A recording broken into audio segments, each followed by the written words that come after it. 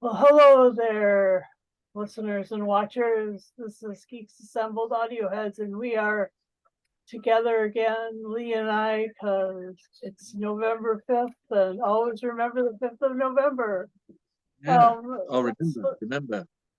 yeah. It's like there's a little gunpowder, treason, and plot, and this is a little plot and gunpowder, but no treason. This is we're reviewing Vince Cosmo's Glam Rock Detective. I don't know. It's fun. It's really fun. And I think it may be an Iris Wild Time offshoot. Not 100% sure, but I do believe so. And I'm thinking that it was that because it was produced by Bafflegab, it has certain things going on with it. First is the involvement of Katie Manning. Second is the involvement of good writers and good producers.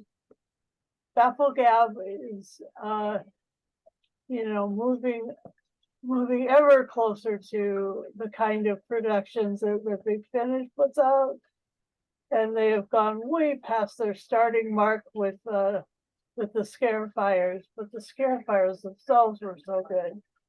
So I mean, they started off like way up there, and they are just excelling now. So I'm just like wondering, what did we think about this? And yeah. So what are your opening thoughts, Nate? Well, shall I just say it's it's 9 years since this was released, Yeah, it has been quite a long time. and we haven't heard from Vince Cosmos since then, as far as I know. That's true. So I don't know what Bafflegab's playing at. He deserves a follow-up story.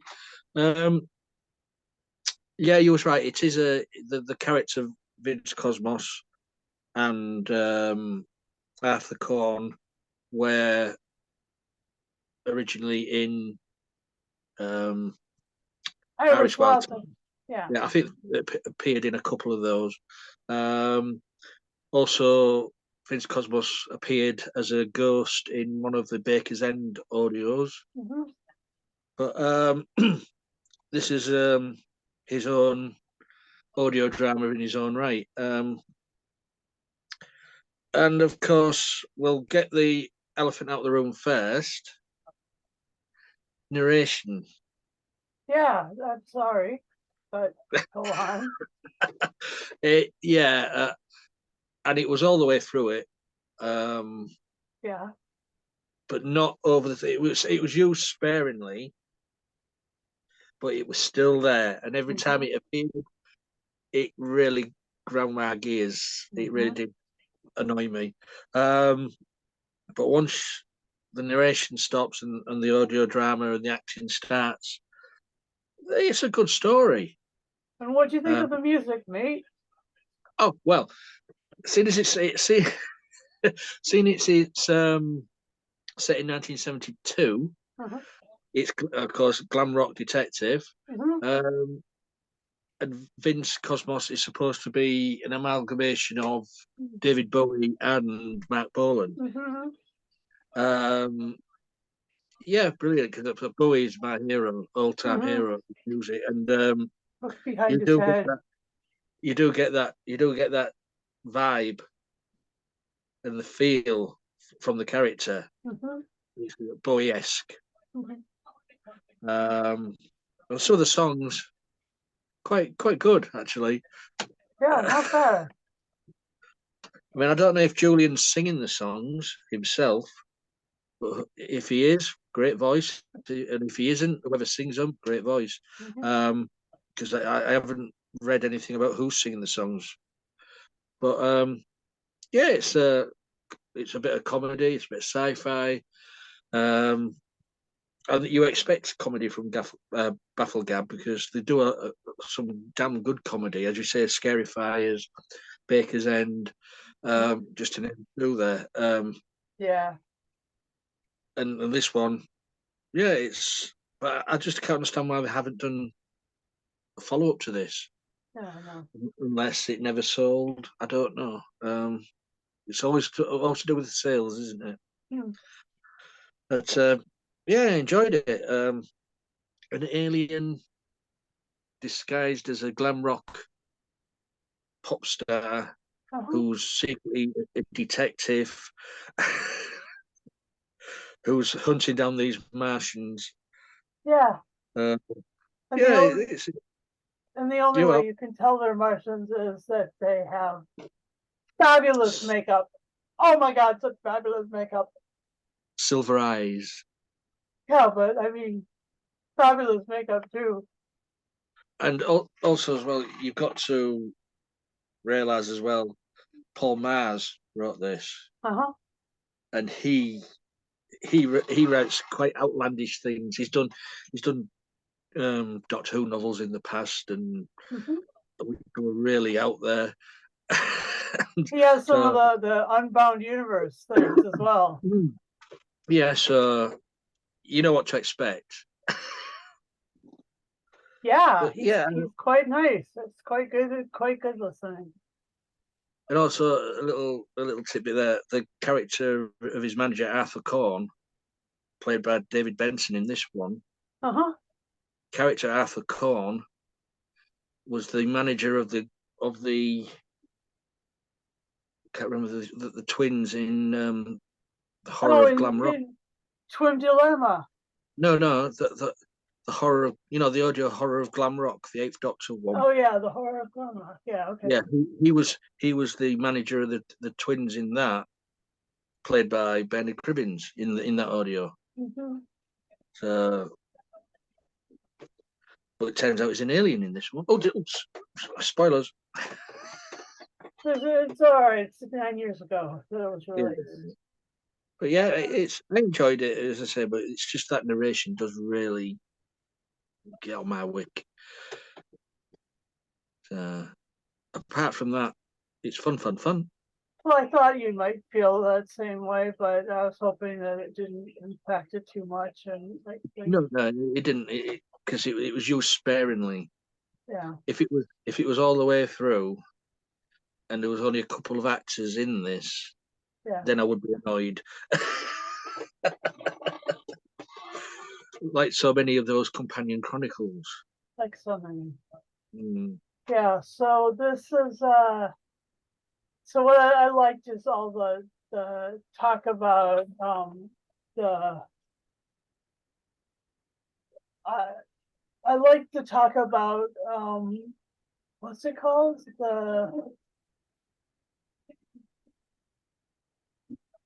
me see. It's the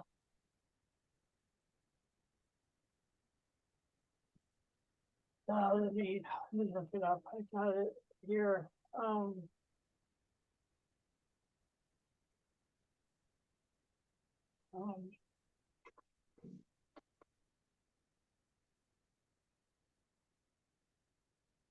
oh, it's the thing the musical thing.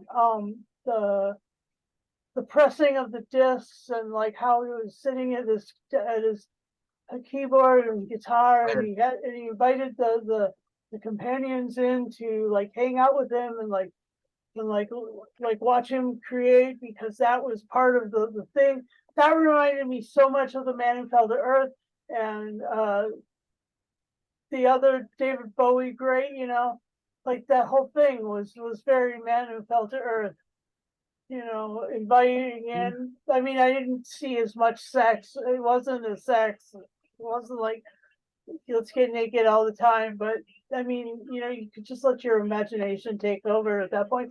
But the response, like, God, I can't remember what it's called. I'll look it up. But so that part was really really exciting for me because it had in it like the a bunch of reflections on other things that they've done. And I love how they had amalgamated, how they brought like Ziggy Stardust and Mark Bolan and T-Rex's whole thing together. like that, squished them together like that. That was really super cool. And it was cool that like they did. I thought they were referencing the Twin Dilemma, but like now that you mention it, yeah, of course it was the horror of Glam Rock.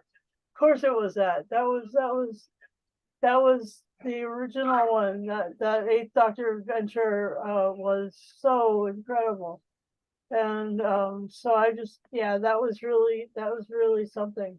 And the other part of the story that was great is like the fact that at the end, like they knew that he was an alien and they still loved him, and the music would continue. So just so you know, I'm not unconvinced that David Bowie isn't, he hasn't joined Elvis at a different on a different planet. They had a Stargate or something, and they just bebopped over there together. And yeah. So I mean, like I really love the the alien aspect of this, because it gave me hope for the people who are really truly iconic and stuff like that. So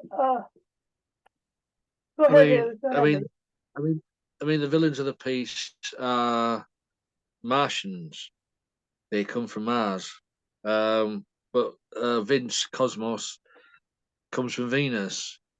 Yeah. But, and he doesn't really, as you say, doesn't really hide the fact to Poppy that he's an alien. He wants her to work for him because she saved his life in that assassination attempt. Yeah, And right. he's an open book, and he tells her everything about himself. To begin with, though, she's quite dubious and thinks he's a bit insane. And there you go with the whole Aladdin saying thing, remember? Of Yeah. course you do. Of course you Um, do. The pressing of the song. Oh, it was right there again. No. I'll remember it. Nefarious. Nefarious, yeah. Yeah, Poppy said something about being nefarious, and he Oh yeah, that's a good word. yeah, he comes up with a whole song that was just rich and freaking great. Yeah, I mean, you do get the feel, the vibe of the early 70s on this. Gosh. Be it the music and the soundscape. It just it's 1970s straight in your face. Um, and to have well, you say you've got Julian Rhind-Tutt. Is it Rand or Rind? I don't know. As Vince Cosmos. I mean, he's been in quite a few movies and TV shows over the years. Um, there's Lauren, is it Kelliger playing Poppy Munday? Uh-huh. Um, but the name we all know in this is Katie Katie Manning Manning. Yes. as Gilda Fairbanks. And I didn't realise it was Katie Manning until I read the cast list. She's good with her voices. She is. But, She uh, is. yeah, then you've got Mr. Glister. What a character! I know. A Sort of like a dwarf. gangster almost, right? A dwarf. But he's in with Vince Cosmos. He's one of his best mates. Mm-hmm. And he's all he's sort of like a grumpy old guy to begin with, but then you get to know him as he goes along, and you think, oh, he's one of the good guys. Yeah, he's very much that. Mm. He's got the protection racket for his friend down. I mean, he really takes care of Vince. I mean, yeah. I mean, Poppy sets up a fan club for Vince Cosmos. It only has 2 members. Uh-huh. And a day goes from bad to better when you say he gives her a job and becomes his personal assistant. You know, it is. It's a fun. I mean, it's what is it? An hour and 30 minutes in total. It's longer than usual what we listen to, them sort of stories, but it flew by. Yeah, it's super cool. And it's really fun. I mean, especially when you've got Princess Margaret in this as well. I know. With a bomb in a handbag. Yeah. You know, it's fun. It's fun, but as I say, just the niggle for me is the narration. What's always there in the background, the narration. But apart from that, I enjoyed it, and why hasn't there been a follow up? Mm-hmm. That's all I'm gonna say. Bafflegab, what are you playing at? Yeah. I found it sweet. I found it funny. I found it super cool. Mhm. You know, there were the dwarf. He was like, he was really a good. You know, he had the protection racket. He was Yeah. very thug life, and he was, and you know, and like so many other people that you heard about, kind of got a soft little heart on the inside and stuff. And you know, Vince was so cool. Vince was, you know, the man who fell to earth. It was very much was that. He was played by Julian, so laid back. Yeah. He was just so, nothing seemed to bother him. Right. It was awesome. That was really cool. He was one cool dude. Yeah. Very. And let's see, I guess the thing that really was delightful was listening to them create the music. I mean, that's what I really loved about this the most, was listening to him write that song.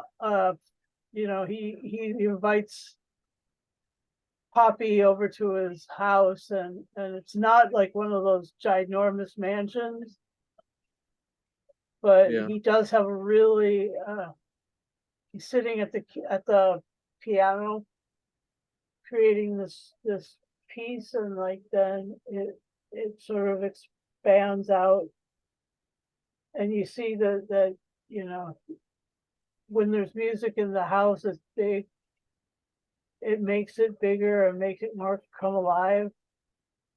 And I just thought that was amazing. You know, you don't even need to smoke pot to have that effect of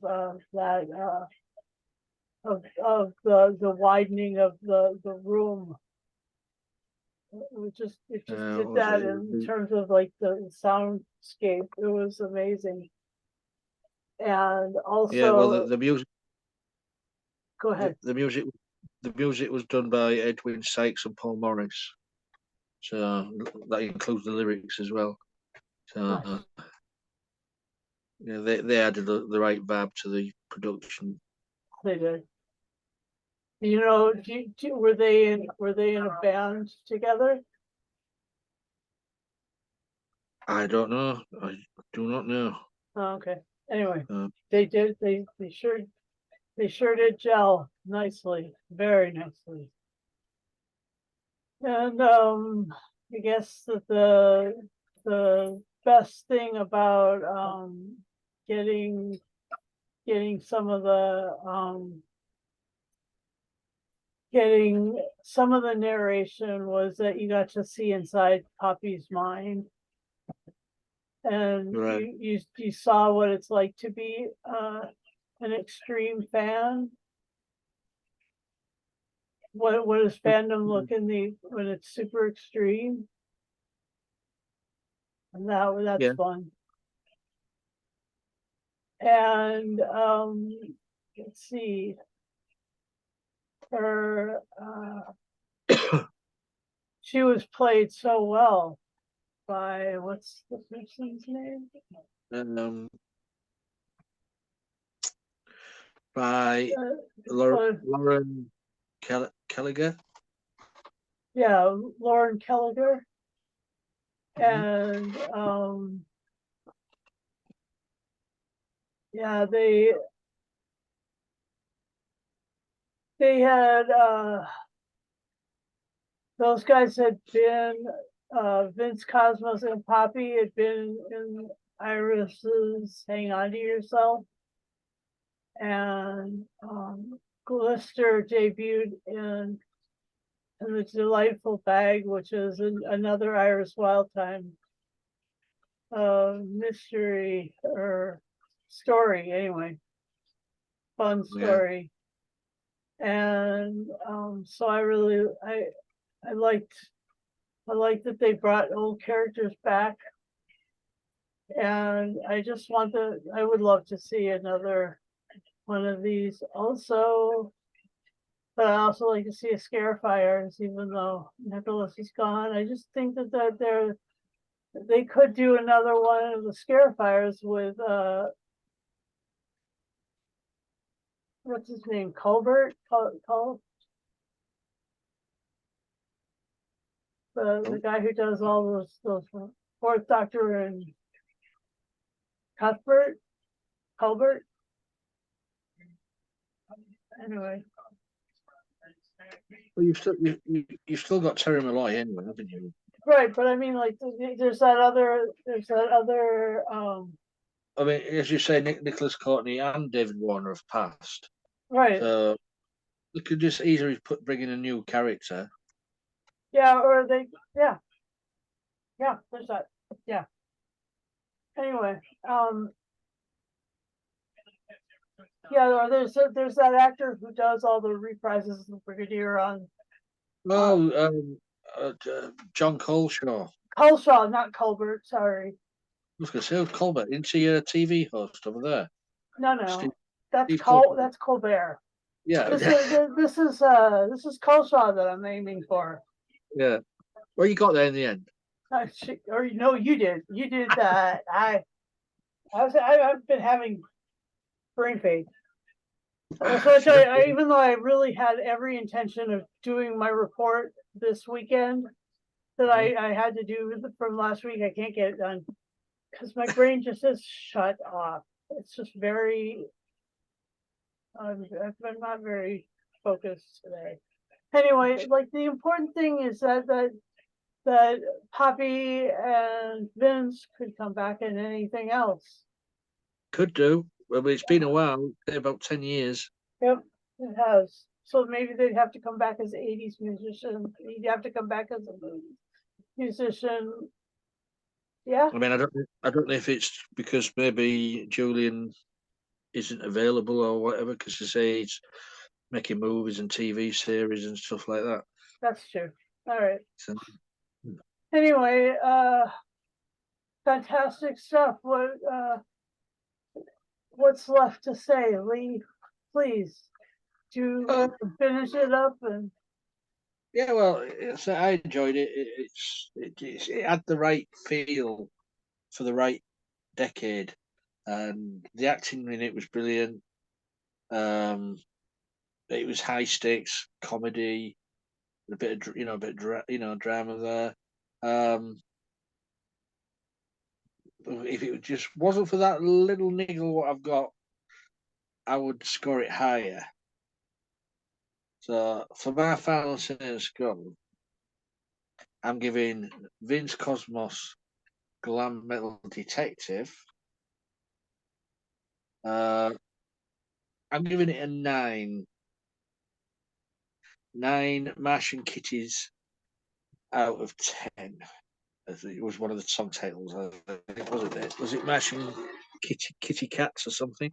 Those crazy Martian cats. Yeah, it's enjoyable, but if you can put up with just the niggling narration from the character Poppy, you'll love it. Yeah. Yeah, I'll give it a 9.5 pressings of Nefarious. Yeah.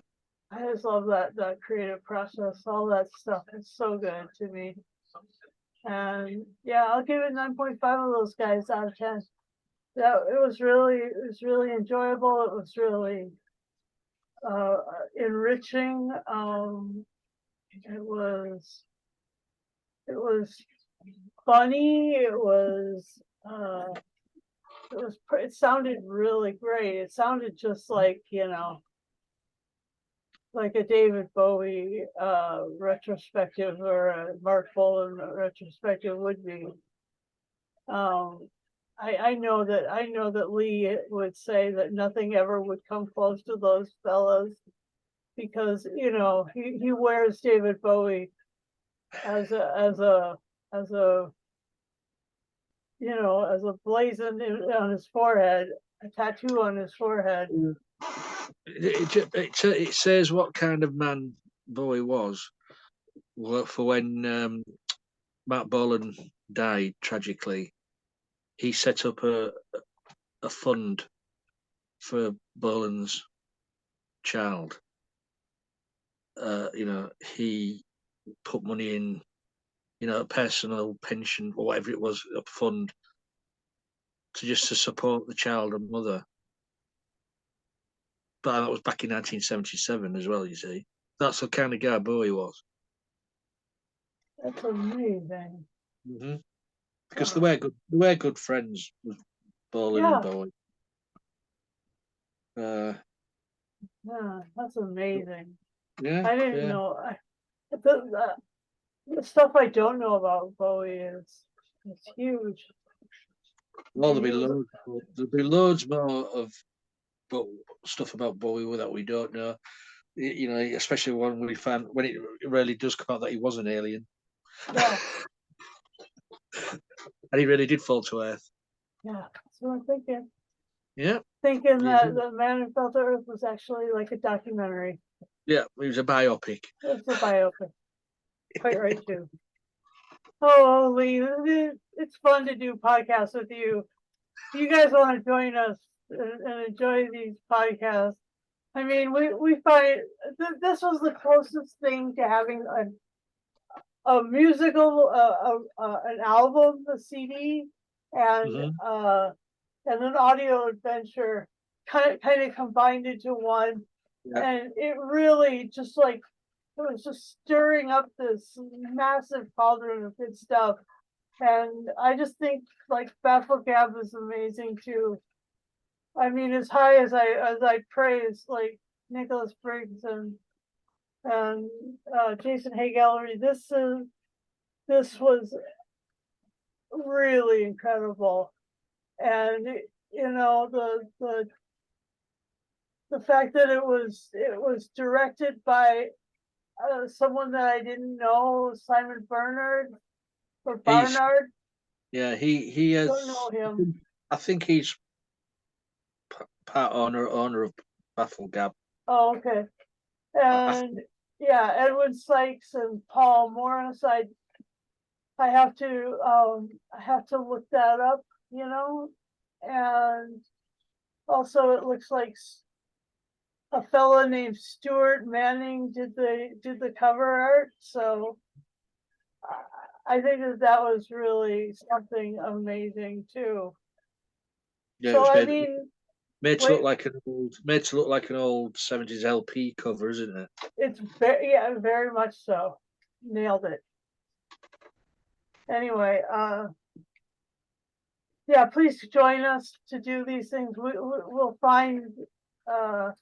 always find fun things to review, things that that people haven't, a billion people haven't reviewed, and we'll also share with you our fun wisdom and stuff like that. And the Yeah. other thing is, you just gotta be available at again 9 p.m. UK time, and you have to have a device, a camera, microphone, and Zoom, and you Yeah. have to be over 18 because some of the stuff we talk about can get, especially if we're talking sex or drugs or rock and roll, but you know, we talk about sex and drugs and rock and roll a little bit here. Done drugs and rock and roll. And we also do we do some horror that's way over 18, and so we kind of hope that you're over 18 to join us. And then the other thing is, if you just want to just be very, you know, not dig into it, all you have to do is join us on social media. We're on Yeah. X, we're on Facebook. We have a Facebook group, Mhm. and yeah, so we also have a Facebook page, but it's not as active as it once was. And then there's an Instagram, so connect with Lee there. And then also if you're on YouTube and you've got you're signed in, then hit the Mhm. subscribe, hit the like or don't like, but you gotta give us a reaction. Yeah. And That's what we then, have. because that's the only way YouTube knows what we're up to. And then also hit the bell to get notified every time we come up with a video. You'll be the first to know. Anyway, thank you all for being part of this, and have a great weekend. Groovy.